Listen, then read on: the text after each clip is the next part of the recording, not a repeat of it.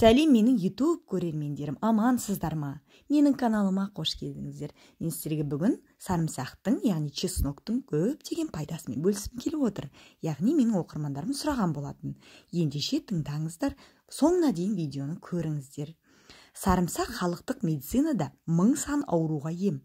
Қытай халық медицинасы сарымсақты салқын тиюден болған аурулардың барлық түріне, тыныс жолдары ауруына, тіпті туберкулезге қарсы қолдануға кеңес береді. Көрермендерімнің сұранысына сай сарымсақты қолдану арқылы жасалатын емдом туралы кеңес ұсынуды жөн көрдім. Суық тиіп ауырғанда бірінші күні 30 грамм сарымсақ қабылдау қажет. Сарымсақтың ай жарым ішінде мөлшерін күннен күнге көбейтіп отырып, 90-120 граммға дейін жеткізесіз. Ал ай жарымнан кейін сарымсақтың мөлшерін керісінше біртіндеп азайтып, бастапқы кездегі 30 граммға дейін төмендету керек. Оған қоса күніне бірнеше рет сарымсақ буымен демалып, арқа мен кеуде тұсын өсімдік майымен араласқан сарымсақтың сөлімен сүртесіз. 10 шақты пиязды бір бас сарымсаққа араластырып, турап, сүтке салып, жұмсарғанша қайнату керек. Оған аз ғана шырын немесе шөптердің қайнатпасын құйып, балды қалауынша қосасыз.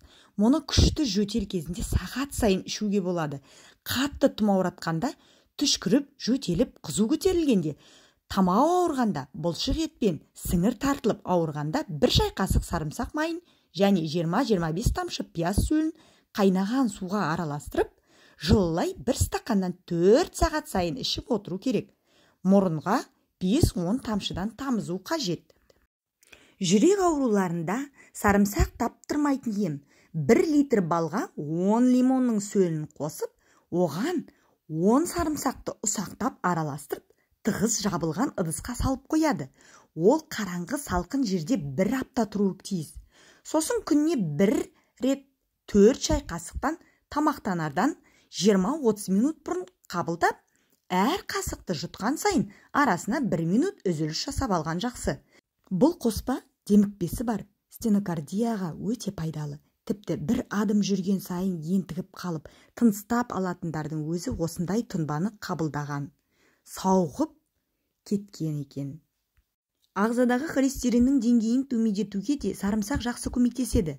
Ол үшін күн сайын өрік, шие, қара өріктен алынған қойыртпақты 15-20 граммнан қабылдап, бұған қоса 1 шай қасықтан күніне 3 рет сарымсақ майын немесе 1-3 бөлген шай қасық сарымсақ ұнтағын қабылдап отыру қажет. Ал бастапқы инфаркт кезінде тамақ мәзіріне сарымсақ майын, сарымсақ шарабын, сарымсақтың өзін араластыру керек.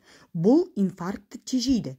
Жүрек ұстамасының жиіленуін тоқтату үшін тазаланған 1 түйір сарымсақты жұтып жіберген дұрыс.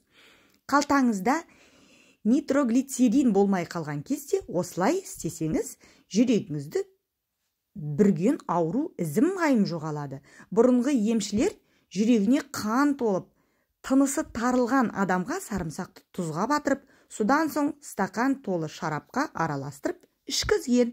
Бұдан кейін ауру адамның пештің түбінде жылы жерде терлеп жата тұруына мүмкіндік беру керек. Сол кезде қан дененің барлық жеріне тарап кетеді де ол адам тез сауығады. Ал шаш түскен кезде басты күн сайын 1 апта сарымсақтың, 1 апта пияздың сөлімен сүртесіз. Сонда шаштың түсуі тоқтап, керісінше жақсы өседі. Сарымсақ теріге сыздауық, сүйел, темір еткі, қышыма сияқты жаралар шыққанда да таптырмайтын ем. Мысалы, шүберекті өсімдік майына шылап алып, артық майын сығып, ортасына ұсақтап туралған сарымсақ салып, жараның үстіне жапсырып таңып тастаса, қабығы тез жарылып, қабынуы тоқтап, солқылдап ауырғаны басылады. Бірақ жараның үстіне танған сарымсақты күн сайын ерінбей ауыстырып тұру керек. Беттегі безеу, бөртпе, терінің тағы басқа іріңді жараларын кетіру үшін сарымсақтан жасалған емдік тұнбаны қолдануға болады.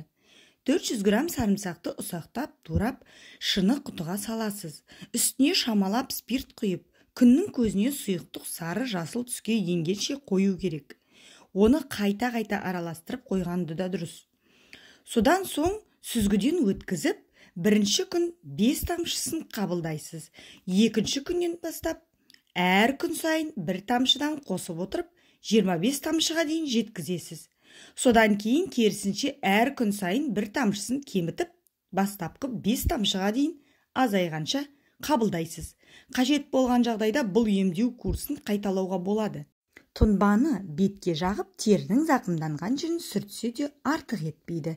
Құрметті оқырмандарым, видеоның соңына дейін көрсеңіздер, сіздерге алғысым шексіз. Комментарий жазып кетіңіздер. Сізге көптеген ақпараттармен бөлісіп отыратын боламын. Подписка жасауды ұмытпаңыздар.